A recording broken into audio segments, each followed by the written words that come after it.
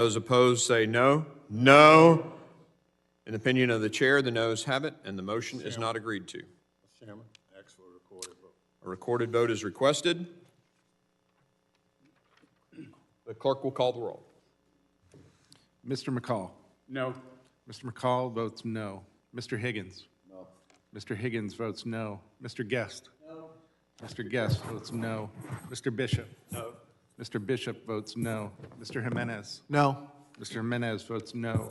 Mr. Pfluger. No. Mr. Pfluger votes no. Mr. Garbarino. No. Mr. Garbarino votes no. Ms. Green of Georgia. No. Ms. Green votes no. Mr. Gonzalez. No. Mr. Gonzalez votes no. Mr. LaLota. No. Mr. LaLota votes no. Mr. Ezell. No. Mr. Ezell votes no. Mr. D'Esposito. No. Mr. D'Esposito votes no. Ms. Lee. No. Ms. Lee votes no. Mr. Luttrell. No. Mr. Luttrell votes no. Mr. Strong. No. Mr. Strong votes no. Mr. Burkeen. No. Mr. Burkeen votes no. Mr. Crane. Mr. Crane votes no. Ranking Member Thompson. Aye. Ranking Member Thompson votes aye. Ms. Jackson Lee. Aye. Ms. Jackson Lee votes aye. Mr. Payne. Aye. Mr. Payne votes aye. Mr. Swalwell. Mr. Correa. Aye. Mr. Correa votes aye. Mr. Carter. Aye. Mr. Carter votes aye. Mr. Tanadar. Aye. Mr. Tanadar votes aye. Mr. Magaziner. Aye. Mr. Magaziner votes aye. Mr. Ivy. Aye. Mr. Ivy votes aye. Mr. Goldman. Aye. Mr. Goldman votes aye. Mr. Garcia. Mr. Garcia votes nay. Mrs. Ramirez. Mrs. Ramirez votes aye. Mr. Menendez. Mr. Menendez votes aye. Ms. Clark. Ms. Clark votes aye. Ms. Titus. Ms. Titus votes aye. How am I recorded? You are not recorded. The chair votes no. Chairman Green votes no. How is Mr. Garcia recorded? Mr. Garcia is recorded as having voted no. Mr. Garcia votes aye.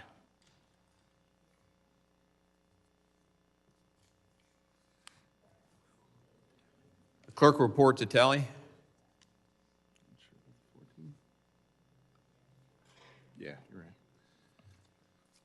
Chairman Green, on that vote, there were 14 ayes and 18 noes. The noes have it. The motion is not agreed to. You made that motion in the midst of your opening remarks. Ranking Member, are you done with your opening remarks? The gentleman yields. I thank the Ranking Member. Other members of the committee are reminded that opening statements may be submitted for the record. Pursuant to notice, I now call up House Resolution 863. The resolution was circulated in advance and printed copies are available. The clerk shall designate the resolution. H.Res. 863, impeaching Alejandro Mayorkas, Secretary of Homeland Security for high crimes and misdemeanors. Without objection, the first reading of the resolution is dispensed with. Mr. Chairman, Ranking Member, for what purpose? I object to dispensing with the first reading of the bill.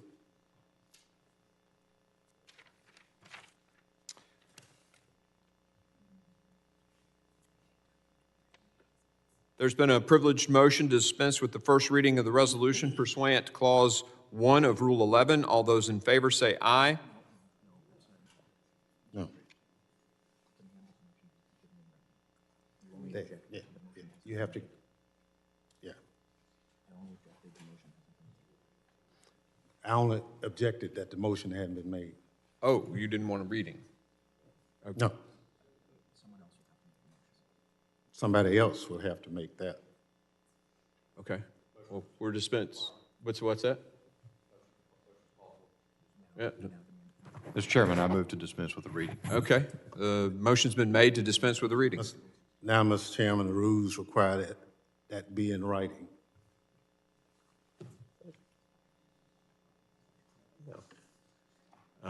There seems to be some parliamentary disagreement on whether or not that is required in writing. Clause 1 of Rule 16.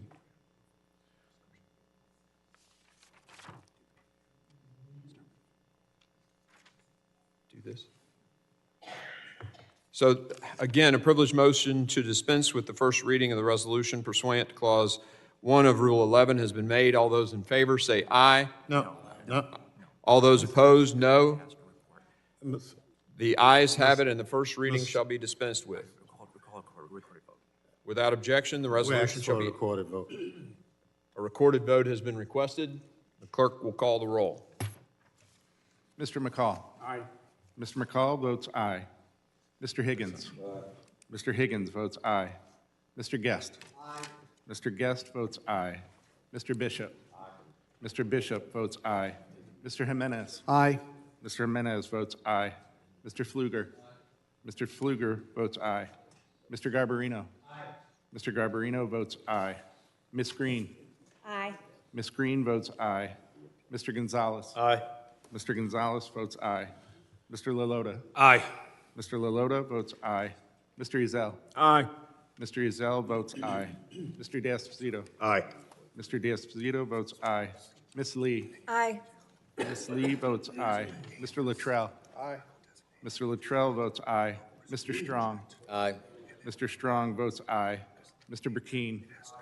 Mr. Burkeen votes aye. Mr. Crane? Mr. Crane votes aye. Ranking Member Thompson?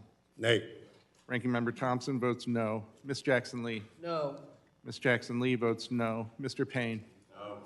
Mr. Payne votes no. Mr. Swalwell? Mr. Correa? No. Mr. Correa votes no. Mr. Carter? No. Mr. Carter votes no. Mr. Tanadar? No. Mr. Tanadar votes no. Mr. Magaziner? No. Mr. Magaziner votes no. Mr. Ivy? No. Mr. Ivy votes no. Mr. Goldman? Mr. Goldman votes no. Mr. Garcia? Mr. Garcia votes no. Mrs. Ramirez? No. Mrs. Ramirez votes no. Mr. Menendez? Mr. Menendez votes no. Ms. Clark? Ms. Clark votes no. Ms. Titus? Ms. Titus votes no. How am I recorded? Chairman, it's not recorded. Chair votes aye. Chairman Green votes aye. Clerk will tally the roll.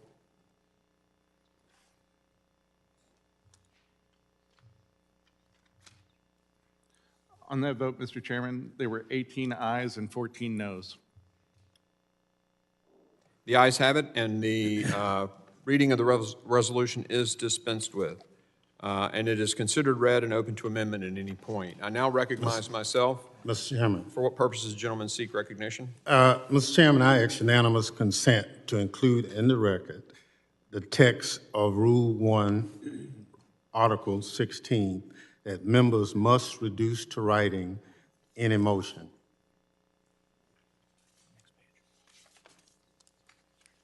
Without objection, so ordered.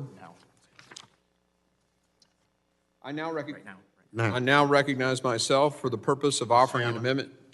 The gentleman, for what purpose? Mr. Chairman, pursuant to Clause 3 of Rule 16, I raised a question of consideration.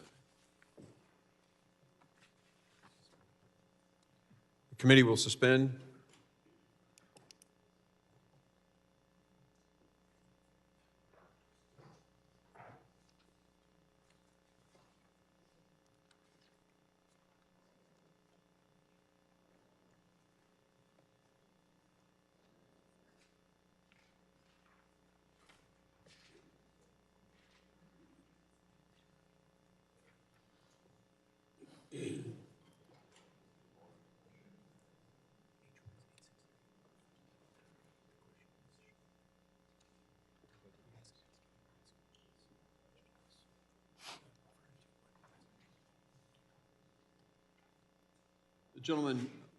The gentleman, what is your question relating to?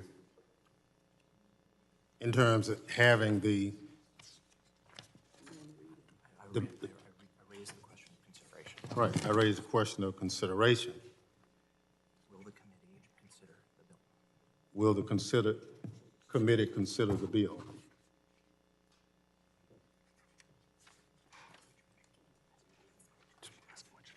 To which measure? Res 863.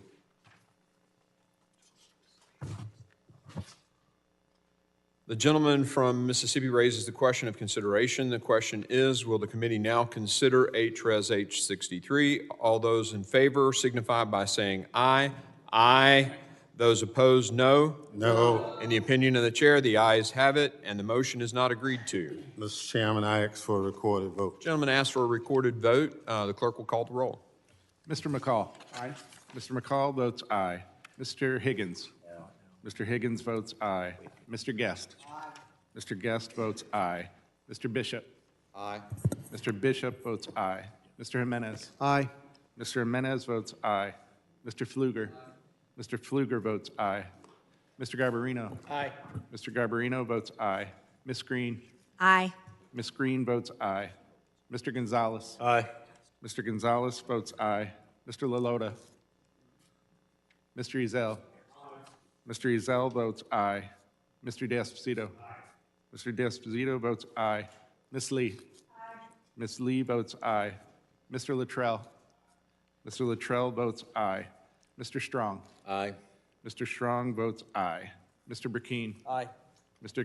Burkeen votes aye. Mr. Crane? Mr. Crane votes aye. Ranking Member Thompson? Nay.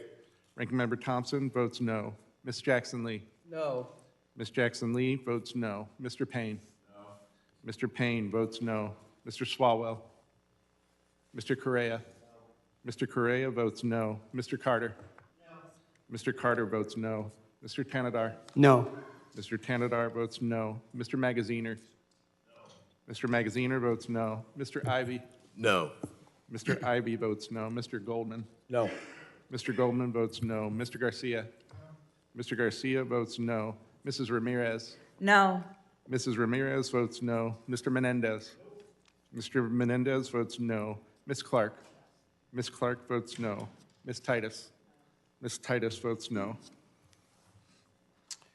How am I recorded? Or how is Mr. Lalota recorded? Mr. Lalota is not recorded. I vote yes. Mr. Lalota votes aye. How is the chair recorded? The chair is not recorded. Chair votes aye. Chairman Green votes aye. Please, the clerk will tally the roll. On that vote, Mr. Chairman, there were 18 ayes and 14 noes. The motion is agreed to. I now recognize myself for the purpose of offering an amendment in the nature of a substitute. The clerk will report the amendment in the nature of the substitute. Point of order. What purpose are you recognized? Mr. Chairman, I raise a point of order against the amendment in the nature of a substitute. Clause 7 of Rule 16 states that no motion or proposition on a subject different from that under consideration shall be admitted under color of amendment. During this committee's June 14, 2023 hearing, Mr. Chairman, you said, quote, "But immigration is not our committee. We don't get to solve the immigration problems," end quote. As this amendment falsely alleges that Secretary Mayorkas has refused to comply with federal immigration laws, this amendment is not germane to the committee's jurisdiction according to the chair's June 23rd statement, as well as Clause 1J of Rule 10, and I insist on my point of order. The point of order is overruled, and the reason is that the House voted to send this proceeding to this committee, so we will proceed. Mr. Chairman, I appeal the ruling of the chair. The gentleman appeals the ruling of the chair. We'll now have a vote on the ruling. The clerk will call the roll. The gentleman from Mississippi moves to table. Mr. Chairman, Gentleman's pursuant to recognized. Clause 1 of Rule 16, I demand a motion to reduce to writing and report it by the clerk.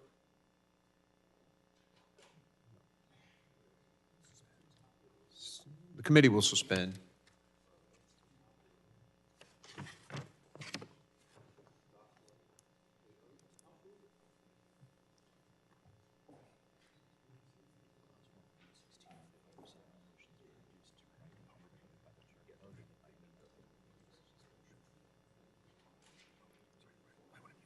That's okay.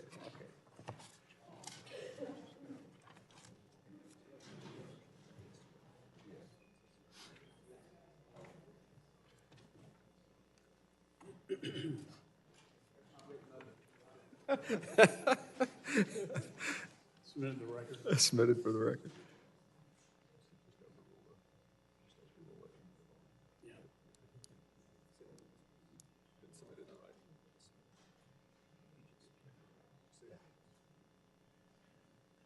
The movement to the table has been submitted in writing.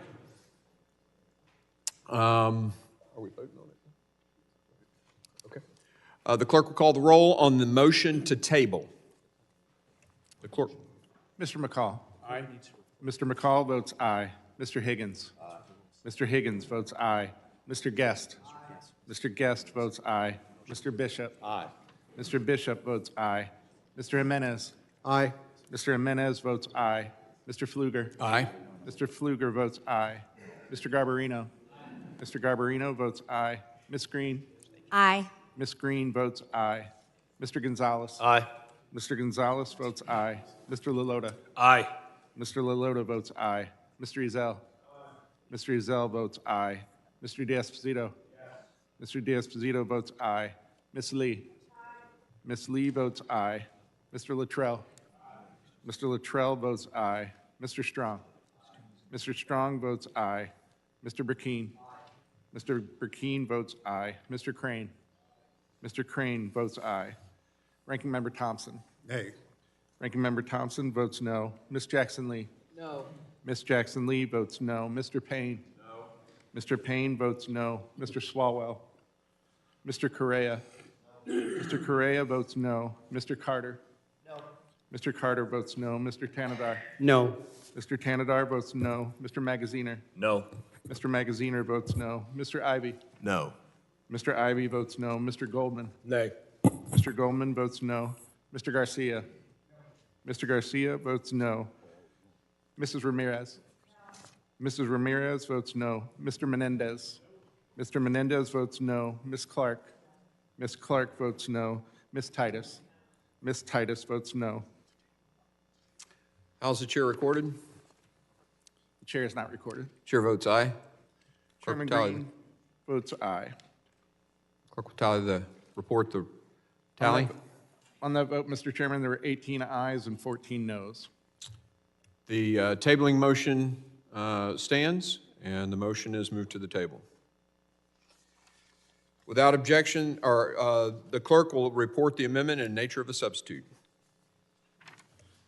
An amendment in the nature of a substitute to H.Res. 863 offered by Mr. Green of Tennessee. Without objection, the reading is dispensed with.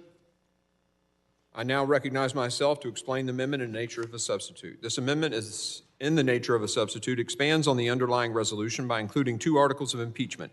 Article 1 relates to Secretary Mayorkas' willful and systemic refusal to comply with the law, and Article 2 relates to his breach of public trust.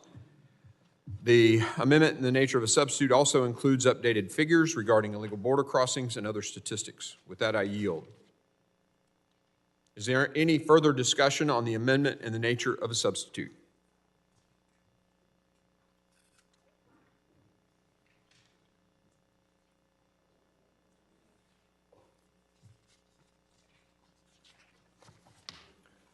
Mr. Chairman, may I be recognized? Yes, you may. You're recognized for 5 minutes. We're here based on 2 completely fabricated, unsupported, and never used before articles of impeachment. This is completely debasing and demeaning the impeachment clause of the United States Constitution, and it is a gross, gross injustice to the credibility of this institution.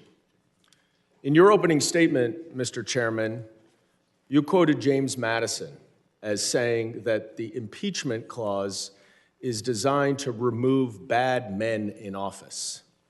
But notably, the impeachment clause is not designed to remove bad policy from the office. And the definition of bad men, as Professor Pearlstein said, is an individual who abuses his power for personal gain. It has there's never been an impeachment in the history of the United States where someone has been impeached for something other than the abuse of power for purposes outside of his official duties. That is for elections, and that is for legislation.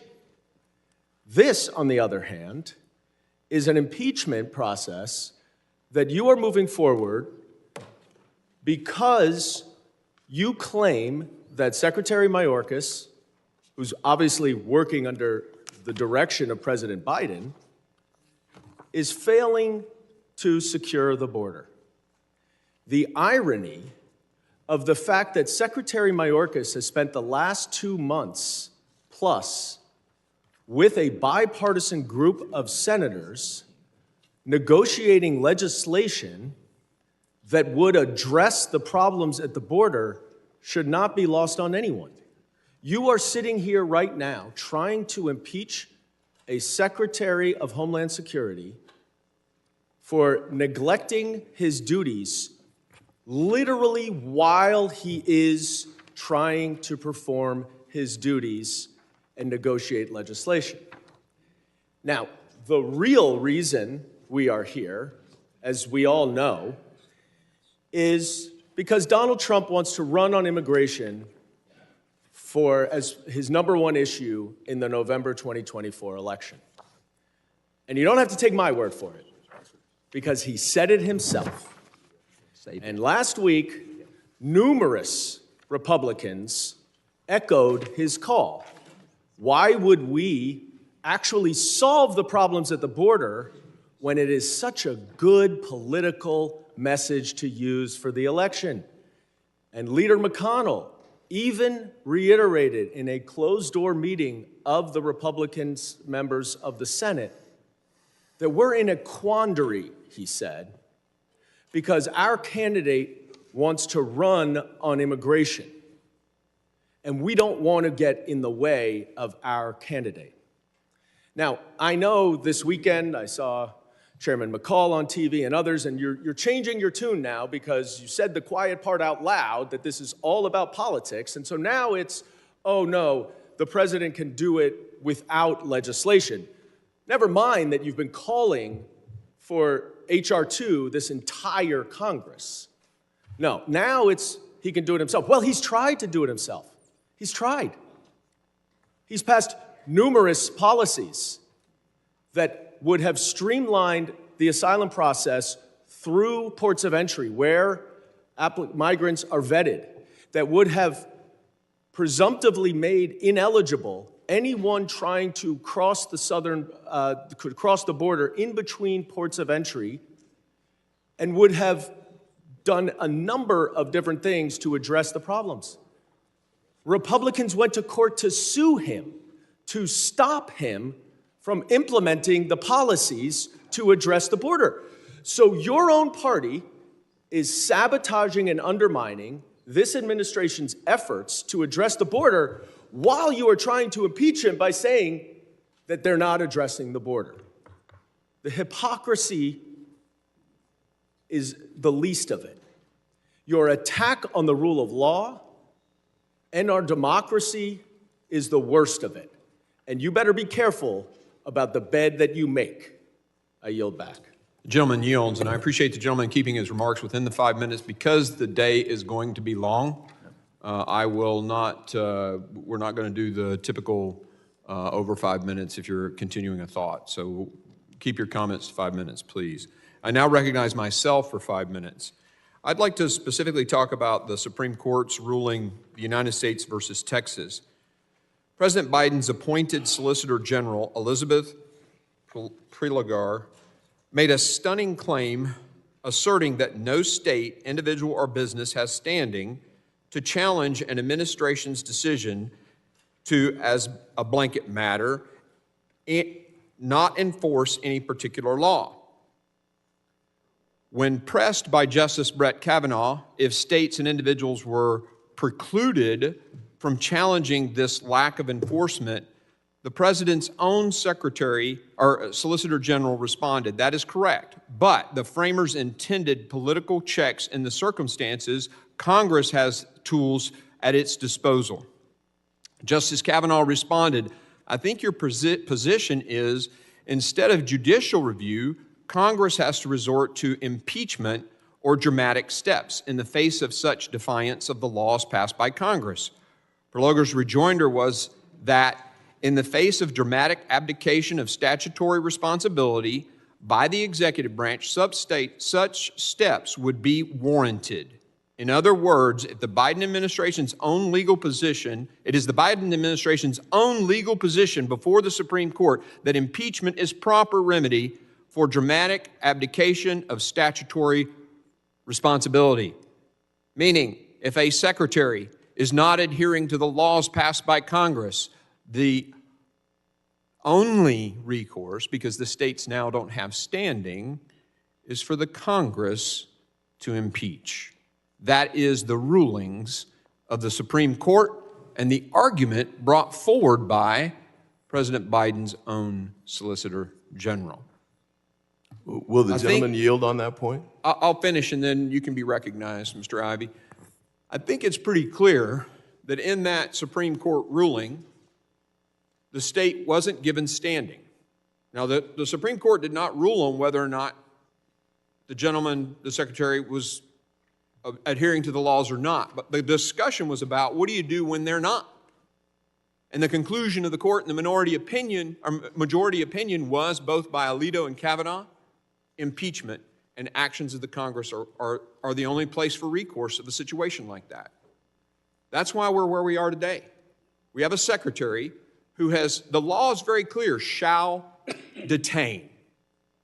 It doesn't say create policies to allow for people to immediately be released in the country. It says shall detain. And that was not done. In fact, systems were created to do just the opposite of that. That is a violation of the Immigration and Nationality Act. It's actually willful and systemic. And when courts ruled you can't do that, he just repackaged it and continued to do just that. And the Supreme Court agrees that the only recourse is for Congress to take action when a secretary, and I will use the Solicitor General's own words, dramatic abdication of statutory responsibility. I yield. I yield my 5 minutes, and whoever else wants to be recognized. Recognition. Mr. Ivey, you are recognized. Thank you, Mr. Chairman. With respect to the comments you just made, I refer the chairman and the committee to the actual opinion that was written by Justice Kavanaugh, which is the one that has the force of law, not necessarily the discussion with the Solicitor General Prologer. But on this particular point, the allegation that's being made in the articles of impeachment is that there's a willful defiance of enforcing the law. Justice Kavanaugh, with respect to that point, wrote this: as the district court found, the executive branch does not possess the resources necessary to arrest or remove all of the non-citizens covered by these two statutes. That reality is not an anomaly. It is a constant. For the last 27 years since those statutes were enacted in their current form, all 5 presidential administrations have determined that resource constraints necessitated prioritization in making immigration arrests. In other words, what he's saying, and this is in the context of the court's reference to cases like Waite, and those are prosecutorial discretion cases. For decades, the Supreme Court has deferred to the executive branch the right to make decisions about what to enforce, what not to enforce, and how to enforce it. And that's exactly what he's saying here. And it's especially powerful here because this deals with enforcement of the immigration laws, which is given special deference to the executive branch. So the language you just read and the article, the first section of the impeachment, are totally negated, not only by this language, but by the long history of the Supreme Court deferring to the executive branch and deciding what to enforce and how to enforce it. And that's exactly what we've got here. I think the argument that Secretary Mayorkas has not enforced these laws, he might not have liked the way he's done it, but I think it's clear in the letter he sent to the committee And by the way, I thought it was totally appropriate for him to send the letter after the articles of impeachment had been released, since his comments should be related to the articles. But anyway, since May 12, 2023, DHS has removed or returned more than 500,000 individuals. Daily removals and returns are nearly double what they were compared to the pre-pandemic average of 2014 to 2019. I refer to page 2 of his letter, which is dated January 30, 2024. You all can read it and get the rest. But the point is this: the language that you're talking about, as the professor testified, is a total failure to do the job.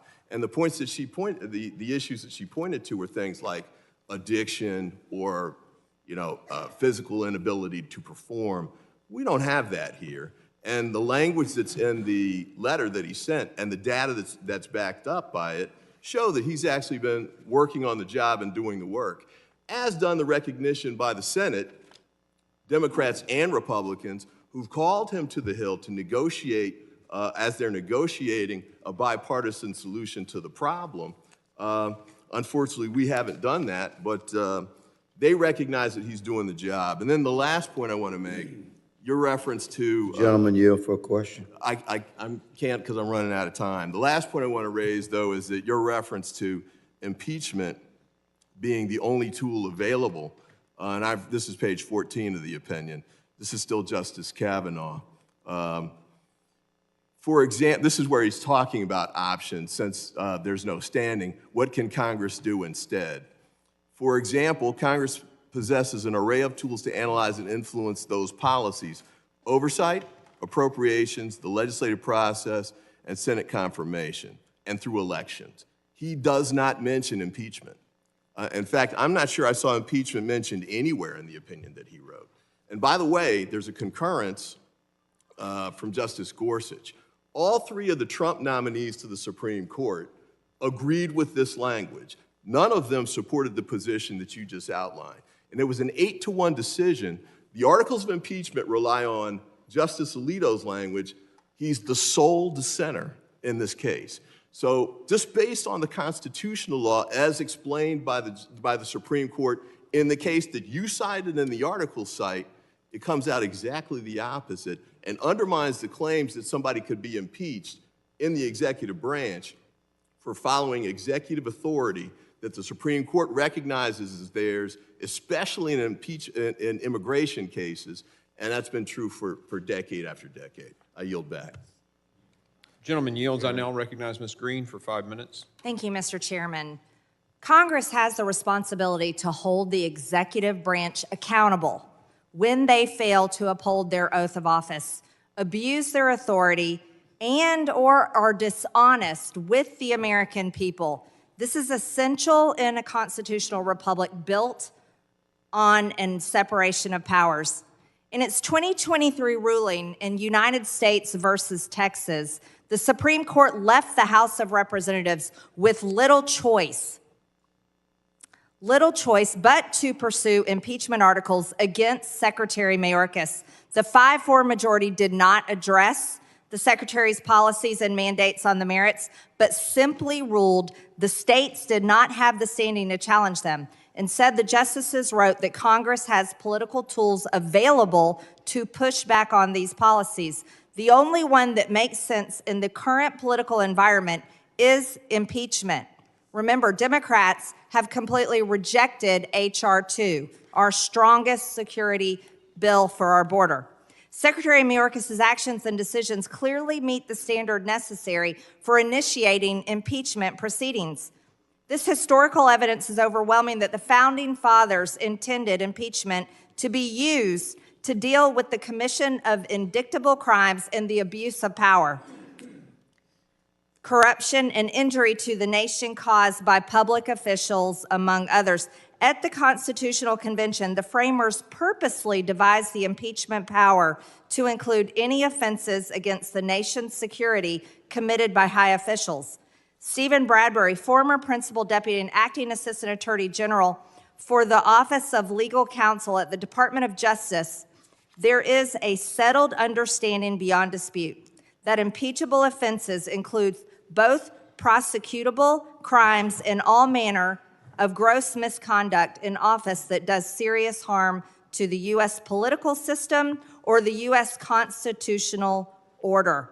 The actions, policies, and statements of Secretary Mayorkas easily meet that standard, and the American people completely agree, especially the witnesses that we've had before this committee, these parents who have had children murdered by fentanyl, murdered by illegal aliens, such as MS-13 crime gang members, and so much more. And I would tell you right now, the family of my two constituents that were killed in a horrific car accident by a 17-year-old cartel member smuggling illegal aliens into Texas would definitely agree with that. Secretary Mayorkas must be impeached for his failure to uphold his oath of office and for willfully breaking federal immigration laws. Mr. Chairman, I yield back my time. Gentlelady yields. I now recognize Mr. Garcia for 5 minutes of comment on the amendment in the nature of the substitute. Well, thank you, Mr. Chairman, and we should certainly, I think, be embarrassed to be here today. This is a complete sham impeachment. I also like to point out that the previous speaker on this committee has been spending a lot of her time actually fundraising off of this impeachment effort, and so the fact that she's posturing to taking it seriously, I think, is quite a joke as well. Now, in this Congress, which is the least productive that we've had, as we all know, since the 1930s, we've only passed 23 laws, and most of those, of course, have been generally terrible laws. But when the extreme majority cannot pass laws, they resort to political stunts and stunt impeachments, the one against the president and certainly the one here today. Now, we have heard over and over from constitutional scholars, including Republicans, that there's no basis for this impeachment. And I want to take a moment to correct the record on a couple things. I've heard my Republican colleagues claim that Trump secured the border and somehow President Biden opened it. Let's be clear and review the facts. The spike in migration started under Donald Trump.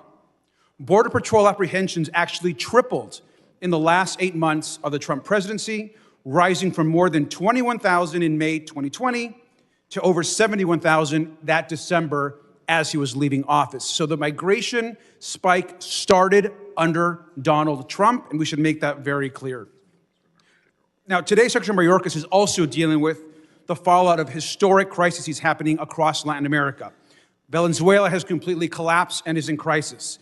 Ecuador is dealing with a historic gang crisis. Cuba and Haiti are also facing enormous challenges as well.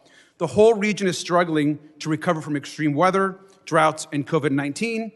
Meanwhile, our historic economic recovery in the U.S. has created a demand for workers. Now, all of this impacts the border. But we know that's not all.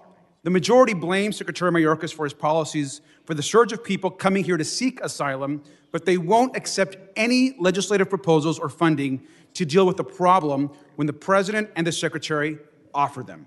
Speaker Johnson has told Fox News multiple occasions now that he's taking his orders from Trump on the border. And he just said recently, as of today, that he won't even take up the Senate deal. Donald Trump speaks about immigrants with the same rhetoric that Hitler did, claiming that immigrants like me and my family, and I quote, pollute the blood of this country. He wants chaos, and he's admitted he even would like to see a recession happening this year. But I want to remind the public and the majority that Donald Trump... Will the gentleman yield? I will not yield. I want to remind the public that Donald Trump and House Republicans also have their own ideas for the border. So let's review the majority's border ideas that they've actually presented. Here they are. Donald Trump actually has said that he wants to build alligator moats along the border. That's one of his incredible ideas. Another idea that Donald Trump has promoted is he actually wants to electrify the border fence and maybe even put some spikes on the border. That's another Donald Trump and MAGA majority border idea. Another idea, which I'm not sure how well it would go, is he wants to actually bomb northern Mexico with missiles. That's another Trump idea. And finally, I think one of the ones that I think is the most grotesque is suggestions that instead we should maybe just shoot migrants in the legs as they cross the border. So once again, the Donald Trump and MAGA plan is alligator moats, bombing northern Mexico, shooting migrants in the legs, and electrifying the fence and putting spikes on them. That is the Donald Trump border plan. And so, again, we are here today with these horrific ideas being presented constantly by the former president. This is all about trying to get Donald Trump reelected. Donald Trump himself is saying he wants no solutions this year out of the Congress, and Secretary Mayorkas and President Biden continue to offer solutions every day and are ready to actually talk about real immigration and border solutions in this country. And with that, I yield Mr. back. Garcia, will you yield for a clarifying question? Sure. Can you clarify what you mean by the analogy that you just said that Donald Trump was Hitler? Well, when you say that you want to pollute when immigrants are polluting this country, that to me and the blood of this country, that is absolutely reminiscent of things that Adolf Hitler said. And in fact, his imagery, the way he supports white nationalism, the way he supports white supremacy, and those kind of comments are completely offensive to immigrants and hopefully to all Americans in this country. So just to be clear, you were drawing an analogy between Donald Trump saying he is like Hitler. I'm drawing an analogy that the rhetoric that Donald Trump uses is very much the rhetoric and the type of rhetoric that Adolf Hitler used. Gentleman's time has expired. I now recognize Mr. Pfluger for 5 minutes of discussion on the amendment in the nature of a substitute. Well, thank you, Mr. Chairman. You know, it's a sad day that we're here. I don't think anybody takes any pleasure in being here. In fact, this is really the last resort that our founders intended to use an impeachment as a check and a balance. I personally have wrestled with the appropriate congressional response to what has been a willful refusal to comply with the law, to adhere to congressional directives, and more importantly, to secure a homeland. The failure to secure the border has been so significant, so catastrophic, so egregious that Congress must now use its power to provide accountability. And we must be the check and the balance against such an extremely egregious breach of the public trust. You know, families around the country have lost confidence in the secretary, in the government, in the administration. I show you this picture right here of the Tambunga family. This is a button that the Tambungas sat right behind. The 71-year-old doing 100 miles an hour in West Texas, carrying 11 illegal aliens, evading capture, and tragically slammed into their vehicle, instantly killing them. For Maria and Amelia's sake, if not this effort, then what? She sat, the daughter of Maria sat with Secretary Mayorkas and said, this is not political, we want you to secure the border, and yet nothing has been done. We passed H.R. 2 in May of last year. When you go to the border, when you talk to Border Patrol, when you talk to ICE agents, what they tell you is that there are no consequences, that the Secretary has willfully refused to enforce the laws that are on the books. And I asked rhetorically to the other side, if not this effort, then how do you hold accountability? Do you think that this has been a success? We offer these articles of impeachment today, a willful and systemic refusal to comply with the law, an egregious breach of public trust, because we do take seriously our oath. We do take seriously the check and the balance. There's been 3 years that the other side has had to make a change, and they haven't. And this is the last resort, which is why this is a sad day.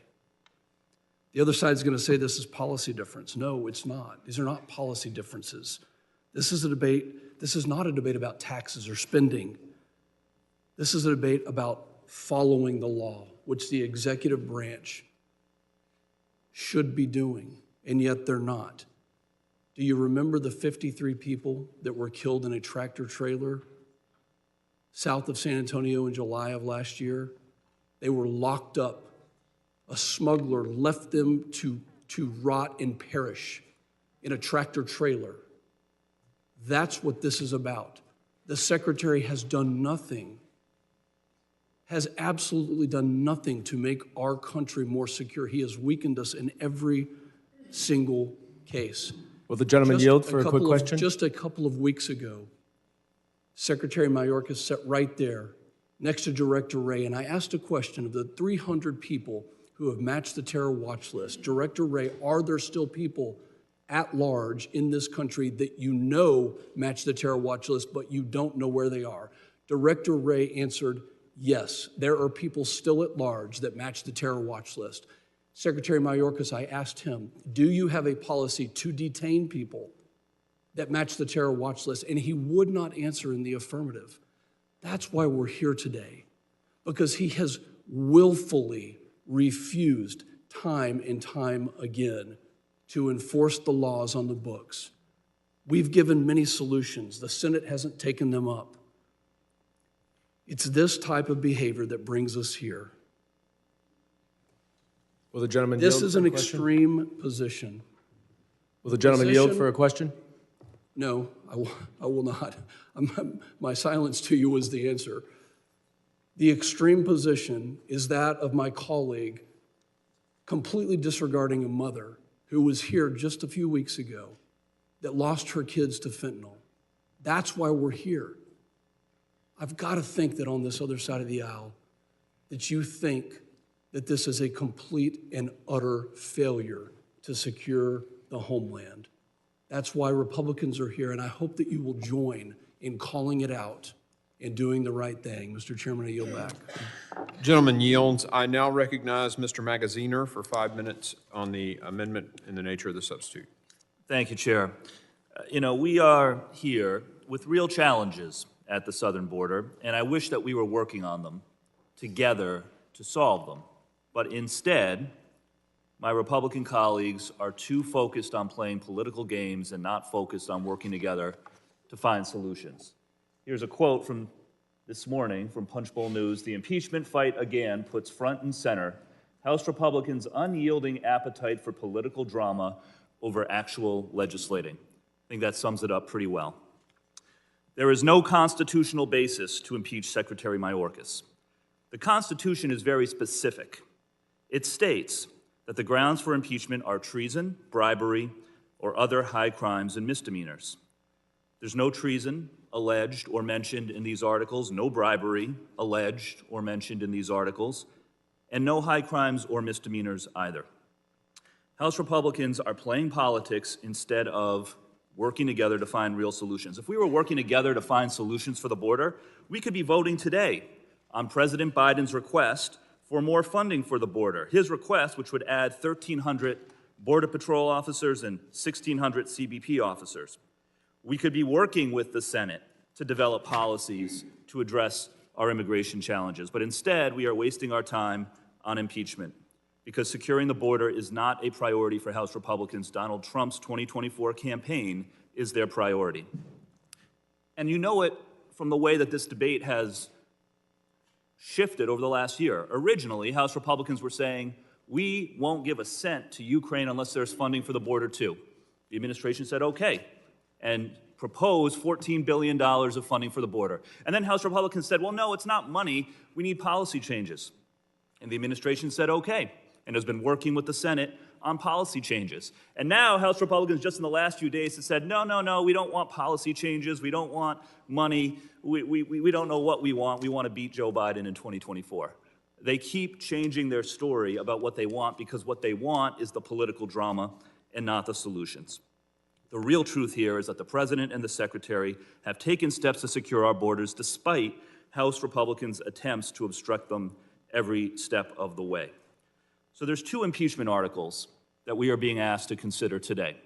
And I want to make sure that everyone understands what these articles actually say. The first one says in a nutshell that the Secretary has refused to comply with the law because some of the migrants he has apprehended at the border have been released from detention while they are waiting for their claims to be heard. That's the argument of Impeachment Article 1 in a nutshell, that he's refusing to follow the law because he's releasing a portion of the migrants into the country while they're waiting for their claims to be heard. Every administration has done this. Every administration has released migrants while they are waiting for their hearings. No administration has kept 100% of the migrants